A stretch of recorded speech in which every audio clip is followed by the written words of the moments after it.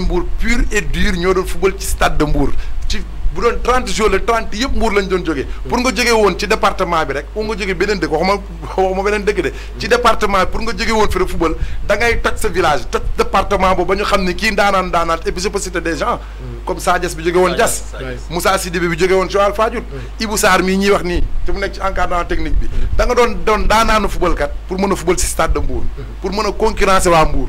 ok mais boobu lu waraloon loolu. bon parce que boobu bi mooy boobu xale yi dañ doon am formation bu. non parce que génn bi def catégorie yëpp quoi ndax formation à la base. foofu nag la foofu la passion moo doon football moment yooyu. mais léegi business la. réussite la dafa am léegi da ngay gis ni pour ma génn ci football bi mën a teral sama waajur comme ni ñu koy waxee. ni booy bii jëmee audace jël gaal ni day mbëkki pour réussir. noonu la football kat bi gisee ni moom pour mu réussir il va falloir que mu génn. ok.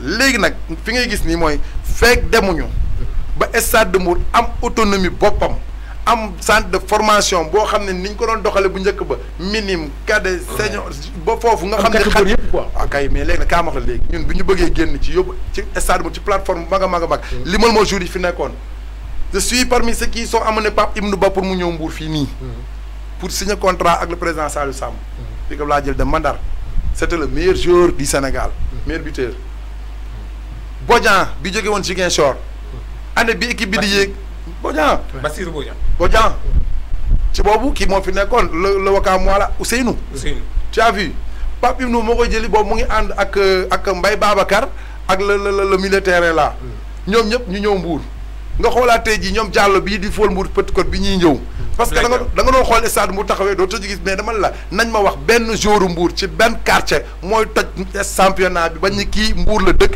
kii feetu Mbour waalo comme ni mu nekkee woon ci ay cop mi nga waxoon léegi ci ay Papis Ndoye yi nga doon wax léegi ci ay Amadou Dabo comme bi Mbour nekkee Mbour en pur et dur ci ay dooyu Mbour doon ko football tu ne trouves jamais kon léegi business bi dafa xaw a yéeg ci kaw. c'est-à-dire li ma lay wax mooy business boo gisee mu demee noonu sax même jour Mbour sax pour ñu génn ci Mbour la pour mu évoluer sax ils vont sortir pour Mbour. dem Jaraaf même nos entraîneurs li ngay wax nii yëpp. pour ñu tojoon dëkk bi sax il faut ñu dugg Jaraaf. mais léegi damay dégg ñu wax ni que kuy wàlliyaan ku nekk sa dëkk moo tëggul. dëkk bi amul fu ñu tëgg léegi lan moo tax ba. dëkk bi moo amul fu ñu tëgg dama lay wax dañuy préférer dem feneen. dama lay wax pour nekk fa roi.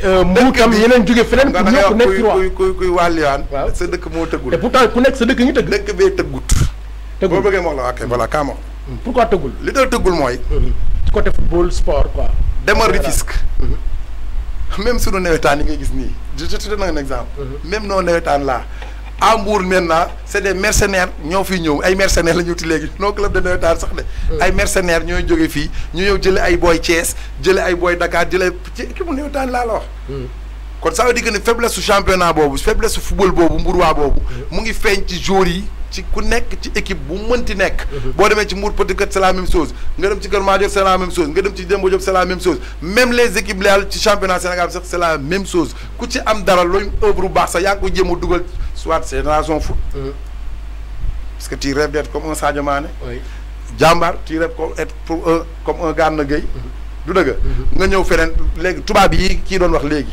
qu'est-ce qu'ils font ici c'est pour avancer notre football local là c'est pour avancer notre football local non ils sont loolu dinañ ci ñëw expertise locale bi loolu dinañ ci ñëw ci kanam tuuti quoi mais Moses dooguma ko sax waaw vas-y parce que damay ñëw dafa am benn point bu am solo bu mu laal muy que championnat local bi ñu nekk tey boo xoolee tey nawetaan à l'époque li fi daan am ku ci mel ni luuj dafa fubal ASC ndox mi ba dem stade de Mbour ñas xam nga fi mu jaar ba dem stade de Mbour Ibou Diamé bu coose ñëpp xam nañ ne coose la nekkoon rajaxe foofu mu toj foofu ba dem stade de Mbour ba ci Diop bi nekkoon tefes donc image yooyu lañ daan lire ci football mbuurwaa donc ñi nga xamante ni ñooy les vrais Mbourois de sang daan jouer nawetaan mu nekkoon affaire de koñ donc comme on parle maintenant de championnat national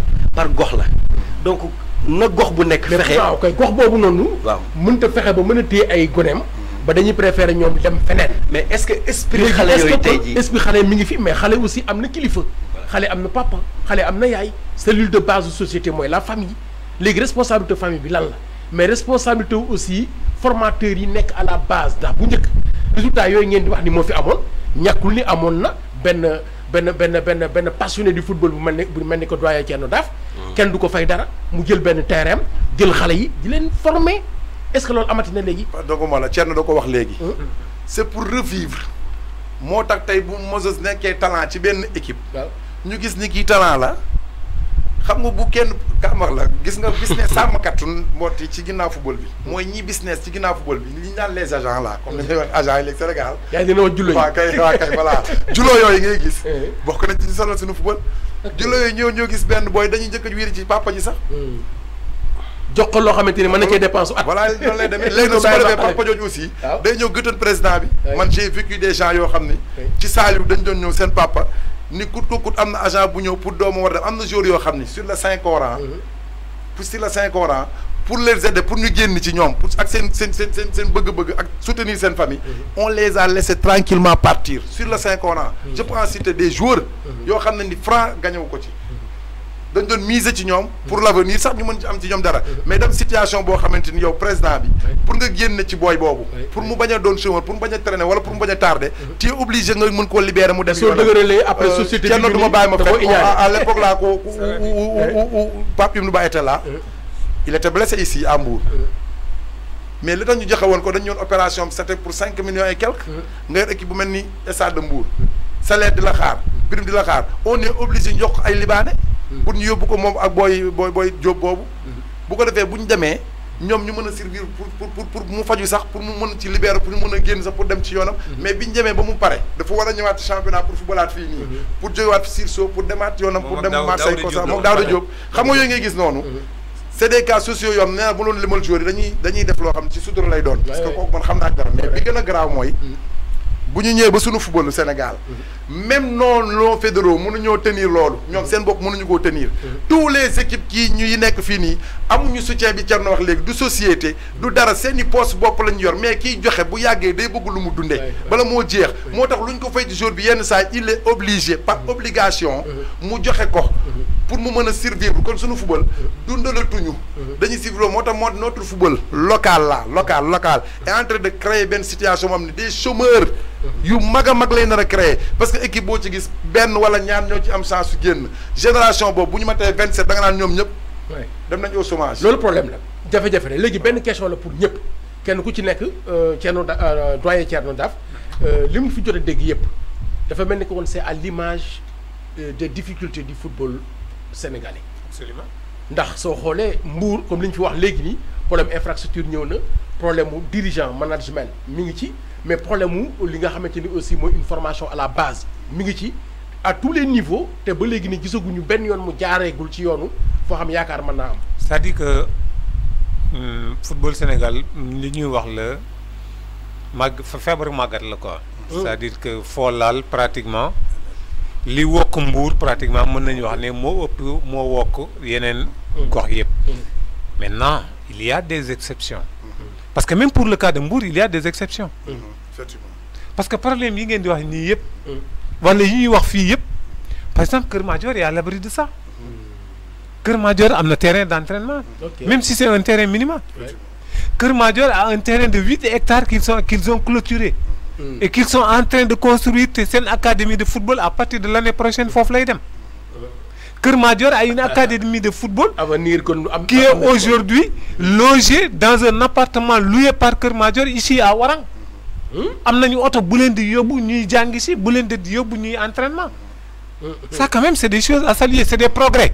C'est vrai que Kër Madior n'est pas dans la même situation que le Stade de Mbour wala mais au moins ab jéego la donc c'est en ce sens que je disais tout à l'heure que c'est quand même une exception. Maintenant si on prend le football globalement pris, c'est-à-dire que dama ne il y a un problème d'organisation, mais il y a également un problème de textes qui sont très obsolètes par rapport à la marche normale du football dans le monde à l'heure actuelle. C'est-à-dire que l'organisation, c'est la Fédération sénégalaise de football qui a en charge la gestion de tout le football au niveau du Sénégal en termes d'organisation. Maintenant est-ce que loolu mënuñu ko woon a maanaam décentraliser wala ñu léguer wala ñu déléguer yeneen décentralisation am na la décentralisation c'est les ligues. Dans chaque région, il y a une ligue de football. Responsabilité aussi qui... Mais c'est-à-dire que la fédération, ce qu'elle devait faire, moi, comme football professionnel, il devrait y avoir d'abord ce qu'on appelle la charte du professionnel. En France, c'est ça qui existe. Footballeur Bogis dafa am charte bu ko teunk. C'est-à-dire que yow joueur bu jógee tay Jambar dem en France, mais il n'arrive pas tout de suite, il joue. Ouais. Il y a des conditions à remplir d'abord avant de jouer. D'abord, ce sont les règles de la FIFA qui dit que le gosse ne peut pas signer un contrat avant 18 ans. Avant 18 ans déjà. Sans licence professionnelle. Moo tënkoon Bamba Dieng mii. Ba Cheikh Amadou Bamba Dieng mii. Ok. Loolu moo ko tënkoon. Jambar, si vous avez vu la première journée du championnat, bi muy door Ndiambour 3-0, tous les joueurs qui ont joué la première journée du championnat n'étaient pas là lors de la dernière journée. C'est pourquoi Jambar a eu des problèmes. Ñoom ñëpp dem nañu ci diggante bi. Mais seulement d'abord, ils ne peuvent pas signer de contrat avant 18 ans. S'ils doivent signer des contrats, ils ont inévitablement un avocat d'abord qui veille sur la véracité et la normalité du contrat. Deuxièmement, il y a ce qu'on appelle le passeport sportif. Dafa am un passeport boo xam ne Fédération sénégalaise de football moo koy délivrer jox ko buy dem fédération day relever, ce n'est plus un numéro de licence mais c'est un numéro de passeport qu'on relève mu dem te bu yeggee club bi bu fekkee jënd na ko fédération club ba mu dem, si c'est en France, la Fédération française de football envoie une lettre de demande de sortie pour le joueur Cheikh Ahmadou Bamba Dieng. La fédération Jambar la nekkoon envoie un courrier à Jambar pour demander la libération de Cheikh Ahmadou Bamba Dieng. Il y a un contrat qui a été signé à hauteur de tel, donc Jambar perçoit les 10% du contrat. Et en dehors de ça, comme le joueur il est partie majeure, les termes du contrat disent que c'est ce qui est valable pour Gana Gueye, c'est ce qui est valable pour les autres. À chaque fois que le joueur change de club, il y a un pourcentage khalis pour revenir encore à l'équipe formateur qui est l'équipe de Jambar. Mais ça aujourd'hui, si c'est respecté pour Jambar, si c'est respecté pour Génération Foot, si c'est respecté pour Dakar Sacré-Cœur, c'est pas le cas pour le Stade de Mbour. Mais le problème c'est que dans ces équipes-là, non attends, le club c'est lui qui défend ses intérêts. La fédération n'est pas là pour défendre les intérêts. Il faut une charte d'abord. Dafa am benn charte bu war a tënk loolu yëpp. C'est-à-dire que le club, la fédération doit faire des bâtons pour dire que Peul bu génnee tey dem en France sans une lettre de sortie du club ou de la fédération, Peul ne doit pas jouer. Mais Peul benn avocat jula mooy jóge fële jël ko boy fii da ngay am 50 000 am na club bu lay proposer tout de suite 2 500 000 alors qu'il pouvait en percevoir 5 millions. Sadio Mané va percevoir 20 millions par année. On ne regarde pas ça. Pourquoi je ne devrais pas avoir plus que Sadio Mané? C'est une question de complexe. C'est une question d'organisation, c'est une question de management, c'est une question d'agents de joueurs, c'est tout ça. Donc Gossi, ils sont d'abord exploités, ils sont mal entourés. Il y a des gosses qui sont revenus aussi, qui sont des clochards dans la rue aujourd'hui. C'est vrai? C'est des clochards. C'est vrai, c'est parce que déjà, espoir, moi j'en connais. Nous avons des joueurs de Mbour, Petite Côte, des joueurs du Stade de Mbour. Ils ont des grand 100 francs, 200 francs. Et pourtant, ils ont été en Europe. J'en connais qui ont été de très grands joueurs en Europe. Mais aujourd'hui, mal encadrement fait aujourd'hui qu'ils vont revenir et ils redeviennent des clochards. Donc c'est toute cette charte-là. Si elle n'est pas tant qu'elle ne sera pas changée, l'organisation ne sera pas revue, on sera toujours dans ces problèmes. Ok, Moses, question bi dama la koy jox directement. Est-ce que choix bi ñuy def ci out entraîneur tubaab bokk na ci lii gën pour mën a développer le football local? Le football local, bon, je veux dire que entraîneur moom. Xam nga ñu bari dañuy jaawale entraîneur ak sélectionneur parce que tey jii damay ñëw ci point bi sama grand Thierno Daf wax léegi mu nekk point bu am importance. Gis nga fédération bi bu fekkente ne am nañ cahier de charge boo xamante ne nii dafa am ay procédures yoo xamante ni équipe yi nga xamante ni ñoo ŋànk Ligue 1 bi yëpp wala maanaam équipe bu nekk am na charte boo war a respecté loo ko par exemple joueur boo war a génn dem à l'étranger que mu am benn lettre de traçabilité boo xam ne dina jaar fédération jóge ci non ci équipe bu mu nekk dem au niveau de la fédération ñu xam ne jour bi nekkoon na jàmbaar est-ce que fédération bi réellement ñu ngi topp procédure boobu noonu wala cahier de charge bi ñu ngi koy respecté parce que loolu aussi dafa nekk loo xam ne pël dafa am importance parce que man loolu chaque jour dama koy wax bu fekkente ne dañu bëgg a liggéey dañu wax ligue professionnelle donc tout doit être professionnalisé man à mon avis donc si c'est professionnalisé kii dem dina xam ci yan base lay dem ki bëgg a dem ki bëgg a bokk ci équipe bi dina xam ci yan base noonu la ci bokkee ndax xam na li ko ciy xaar yaa ngi dégg bonne faille du am tant que aussi bàyyiwuñu jël avocat ci biti par exemple ni ku lay waxal wala ni ku lay épauler ci nit wala ni ku lay jàppale ci nit pour que nga mën a yegg fële dafay metti il faut que ñu respecter équipe bu nekk cahier de charge bi ñu la jox aussi fédération bi di suivre loolu est-ce que ñu koy appliquer à la lettre c'est important su ma la déggee kon c'est un problème d'organisation léegi dinañ ñëwaat ci li nga xamante ni mooy le championnat donc ñu jàngat ko du début à la fin là où tu as dit demander à Moïse tout à l'heure est-ce que les blancs je te dis que c'est pas la bonne solution tout de suite je te donne un exemple Jambar daaw Mbaye Badji moo nekkoon seen entraîneur Mbaye Badji l'ancien international Jambar est sorti deuxième du championnat avec Mbaye Badji Jambar était reconnu comme l'équipe dépositaire du plus beau jeu au Sénégal ci année boobu Jambar dem na Coupe d'Afrique ils ont été éliminés au premier tour ce qui ne c'est pas une surprise mais bi saison bi ubbee dañoo dindi Mbaye Badji indi Bruno Roar le tubaab et Bruno Roar avait été licencié de Dakar Sacré-Cœur Bruno Roar a eu aujourd'hui un record bu benn entraîneur amul ci Sénégal c'est 12 matchs sans victoire ça ne s'est jamais vu à Fodé Wade waaw donc waroon nañu xam ki nga xamante ne fële la jóge lan moo ko fa jëlee et c'est même pas fini ak seen base la fa jóge c'est même pas fini Djibi Fall à Génération Foot non c'est que grand Thierno question boobu dama ko doon def mu nekk benn transition mais daf ñuy dugal exactement ñu waxtaan ci championnat Sénégal bi avec la complicité de Oumar Ndiaye am na benn chronique bu am solo boo xamante ni nii dinañu mën a dugal ci li nga xamante ni moom mooy choix yi ñu war a def ci entraîneurs yi que ce soit mu nekk entraîneur local wala mu nekk tubaab ak aussi joueurs yi naka la leen di recruter et tout Omar bu fekkee ni que rek pare nañu daal di teewlu chronique bi nga xamante ni nii moom la doyen Thierno Daaf rek def ci li nga xamante ni moom mooy football championnat bi ñu jógee muy première division ak deuxième division.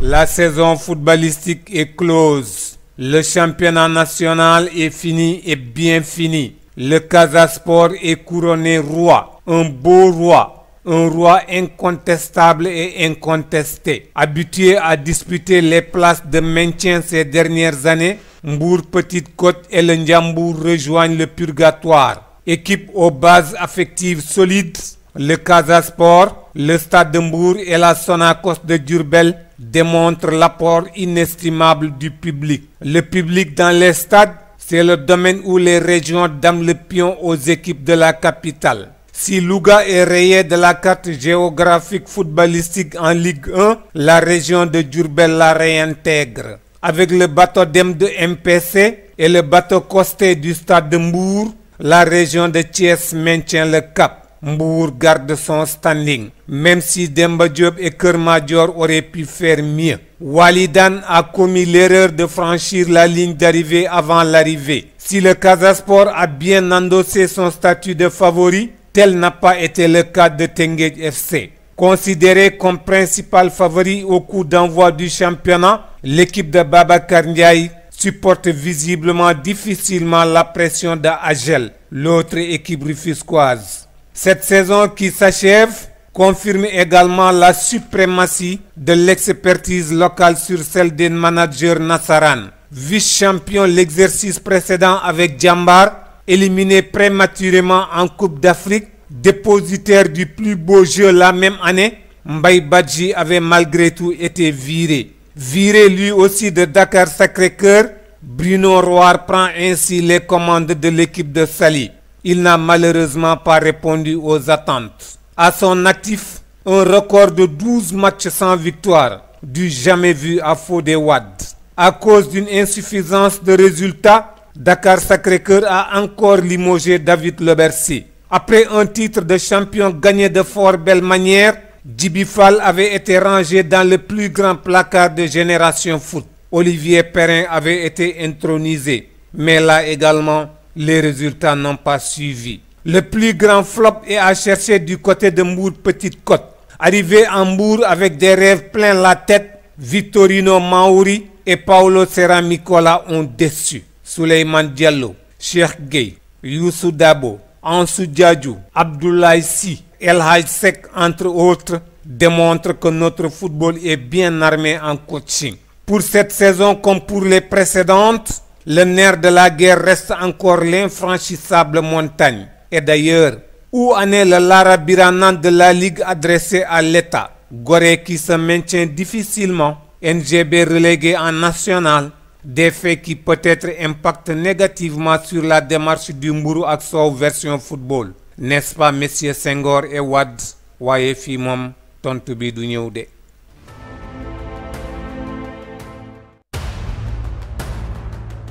La saison.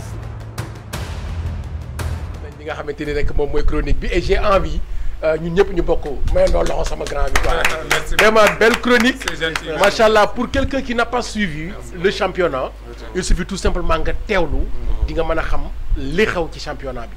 moo tax vraiment ñu ngi lay féliciter ci sama kàddu toute l'équipe ñu ngi lay féliciter ci générosité bi le fait que rek nga mën a teew lu ñuy rafetlu la le fait que nga mën a pare pour indi sa xam-xam ci bunge bi aussi vraiment ñu ngi la ci gërëm bu baax a baax a baax a baax chronique bi ñoo ko déggandoo nu ngeen ko jàngate dafa mel ni que c'est le résumé du championnat du Sénégal. Bon Thierno dafa wax lépp. plus rien à dire comme li mu koy wax rek li mu wax amul lu ci des. Notre football est malade. Il faut qu'on dañ ko dafa bëgg ñu koy wax suñu football dafa feebar bien que ñu ngi wax ne mu ngi avancer sur le plan de jeu quelque chose comme ça mais football bi dafa feebar. mais feebar bi mu feebar. feebar bi mu feebar. ci côté manager yi la ci côté dirigeant yi la. côté à quel niveau yëpp ci fédéraux yi. même suñu championnat régulier wul normal. mais lan mooy expliquer le fait que ñu dem ba ci dernière journée yi mu am benn suspense. suspense boobu nga sentir ni que niveau bi au moins. fi sol boobu ngay gis yooyu fatigue la. te li ci ëpp financièrement lay doon ci yenn équipe yi sax laay wax. ci yenn équipe yi financièrement dañuy dem ba bavé complètement ba yenn saa yi sax mais bi ñuy dem ba championnat bi di jeex kenn wóoru woon ni que kii mooy wàcc kee mooy yéeg. bon foofu te loolu dafa nekk benn signe bi wane ni que y a une bonne santé wala boog y a une santé. ci foofu dafa amul équipe bu mën moroomam ci sunu championnat bii. bañ mën koo wax parce que boo ko xam ne sunu championnat day varié tey kii day dóor championnat Sénégal donc ngay gis nga toog. am 3 défaites am 2 victoires jël deuxième wala am 3 défaites am benn victoire ñëw raw 4 parce que boo ko xoolee ñuy toppante succès tey ça veut dire que ni régulier wul ci benn équipe. du début à la fin nga ñëw rafler championnat bi dem yoonam ou bien ñu ni 5 jours avant championnat bi c'est fini comme ni ñu koy defee en Europe parce que organisation boobu ba léegi ci sunu joueur ci sunu équipe yi ngay gis nii. possible bon pour vous dire. pour ñu jouer ndoo benn match championnat boo xam ne même heure. la ñëpp parce que dafa am fan bu fa tolloo nag. ñëpp dañoo retiré à la longue ba nga même heure la ñu commencé loolu jeexee set. pour mu am sax problème lay doon. problème lay doon mais est-ce que le football ne marche pas à l'image de nos dirigeants. est-ce que Sénégal ni mu mel ni ñu mel par essence. est-ce que nekkul ni ko suñu football. waaw léegi suñu football kaa ma wax la. kër yi ni mu organisé dama bëgg ñuy waaw xam nga. est-ce que loolu moo am ci. waaw léegi président yi lu ñu ëppalee Thierno mi lu ñu ëppalee président yi yéen équipe yi en âme et conscience. Si on te dit que président yi ci club yi ñu ngi fay 4 millions ou 5 millions salaire boo yar ci Sénégal njaay gi mën na équipe non je pose la question salaire mën na équipe waaw léegi li gars yi doon xeex ci président yenn yi naan leen équipe bi waratul nekk équipe de poste. ci Mbaye Diouf Dia ci Saliou Samb ba ci Aswa Dimi ba ci keneen ku ci nekk te dañ leen exiger leen équipe waratul nekk équipe de poste parce que les gens ñoom ñooy wax loolu te du ñu comprendre réalité football bi lan la qu'est-ce que les dirigeants là qu'est-ce qu'ils gagnent sur ce football. lan la joueurs yi gagné ci football bi qu'est-ce que les arbitres gagnent ban arbitre nga gis ñee ko ci football bii nii que ni am na ci lii. joueur benn moo nekk ci Sénégal nga ne tabax na lii joueur bu nekk ci suñu Sénégal championnat Sénégal nga ne tabax na lii joueur ban moo fi dawal oto buñ ko nawloo boo xamante ni mën nañoo toog ñun ñi kii kat. salaire ban moo gënoon rëy ci yéen bi ngeen nekk stade 800 000 et quelques. par weer. waaw. Youssou daaw on lui paye presque pratiquement 1 million 500. baatoon nañu record ci salaire baat ci entraîneur comme ci joueur mais xoolal performance boobu stade de Mbour doon def parce que li ko mayoon mooy le gars qui était là il avait son usine ici. ba pare def sacrifice yoo xamante ni léegi. Thierno wax na ko léegi quand il sort de l'argent di ko investir qui est partenaire kan mooy actionnaire ci équipe bu Sénégal yi nañ ma wax benn équipe moo fa am partenaire numéro 1 ñu ne kat kii part lañ doon jaay ci équipe yi Thierno mi jënd na moo jënd na wala du jënd na xanaa li gën a tuuti li gën a élémentaire ci suñu footballu Sénégal mooy dañu waroon def ay part sax comme que population bi li ma si wax ñi am xaalis intégré ci football bi mën ci dugal seen xaalis mais ils le feront jamais de la vie su dee équipe traditionnelle la tu es en train de perdre ton argent tu perds ton argent bu dee ci centre de formation là ça fait l'affaire c'est ça que Thierno doon mu wax léegi mooy bu dee milliardaire nga bu dee millionnaire nga tu préfères aller à Jambar ou à Génération Foot ou nga dem centre de formation Sacré-Cœur ou feneen ñoo investir fa sa xaalis xam ne équipe bi kat dafa autonome y a des gens qui sont là très organisés à ce que ñoom ku ci dugal sa xaalis ëllëg bu ñu jaay benn joueur da nga koy gis kon tous les gens qui tournent autour de ce football là si ce ne sont que des gars yoo xam dañuy sacrifier wu comme équipe bi comme j'ai vécu avec Saliou mooy tey jii mën nga toog 5 ans boo xam ne doo jaay benn jour wala 2 ans boo xam ne doo jaay benn jour comment tu peux tenir cette équipe là. nooy def ba mën koo gérer. waaw léegi est-ce que billetterie bi ñuy wax ni ci équipe bi billet yoo xam ne yi gën a cher tey jii bu ko Mbour jaayul. moo tax ñun supporters Stade Mbour yi maa ngi leen di remercier de passage mooy bu ñuy génn ñun ñii dem ci benn dëkk automatiquement dañuy yokk seen i billets parce que dañ naan Mbour kat dëkku football la ñoom dañuy ñëw topp seen équipe mais supporters yooyu est-ce que ñoom supporters Marseille ñoo yem notre football est malade du début comme le poisson. à partir de la ci bopp ba la nëbe ba ci genn gi mooy suñu football bi supporter bi président bi mën na ko yor wala ñuy def ay bonne volonté yor leen joueurs yi supporter bi président bi dañ koy jàppale mooy comme dañuy donné dañuy def ay parrains comme ni ñu ko waxee jusqu'à présent dañuy def ay parrains Thierno Daaf yow yaa moom match bi yow yaa moom match bi pour mën a survivre pour un championnat kii ne man maa esprit yi moo tax léegi notre football le gros problème c'est l'argent. C'est l'argent. C'est l'argent. C'est l'argent. C'est le nerf de la guerre, mais c'est l'argent. Ça dit que l'argent, bu amé. Les joueurs de la Mauritanie, de la Guinée, des pays en tout cas limitrophes, et peut-être même plus loin. La GIA employait des joueurs qui venaient du Burkina Faso, du Cameroun. Lors de notre deuxième division, tu étais là. En Côte d'Ivoire, l'un des 7 jours, logés chez moi, c'est mon cœur.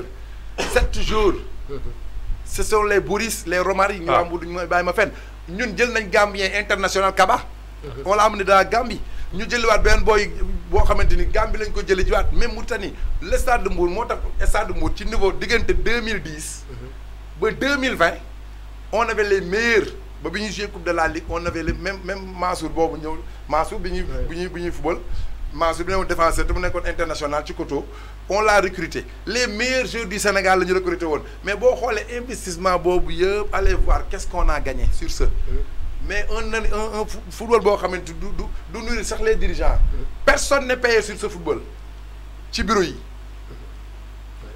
personne n'est payé ce sont les joueurs l'encadrement le staff ñoom la ñuy fay 4 mois de salaire sans salaire 3 mois sans salaire 4 primes sans données yooyu ngay gis noonu yëpp ba tey dem na ba joueur naan dañuy seen syndicat sax boo xam ni pour joueurs yi anciens joueurs yi ñoom dañuy créer sax syndicat wala pour mën a soutenir joueurs yi notre football est malade fédéraux yi lan lañ ci xam nga ils sont là pourquoi l'État du Sénégal les a donné les moyens pour ñu mën a tenir équipe nationale 1 bu Sénégal mu jaar yoon ba kenn du kaas moo tax dañu gagné coupe d'Afrique bi fàtt nañ problème footballu Sénégal ci local bi dégg nga wax bi mais bu ñu ñëwee tey comme li Thierno wax dans un département comme Mbour qui compose 16 communes 16 communes de Saly jusqu'à Joal de Joal à Thiadiaye de Thiadiaye à Ndiaganiao de Ndiaganiao à Popenguine def ko triangle y a pas qu'une seule stade muy stade Caroline Faye kon déjà problème infrastructure mi ngi noonu. problème infrastructure boobu un la. ci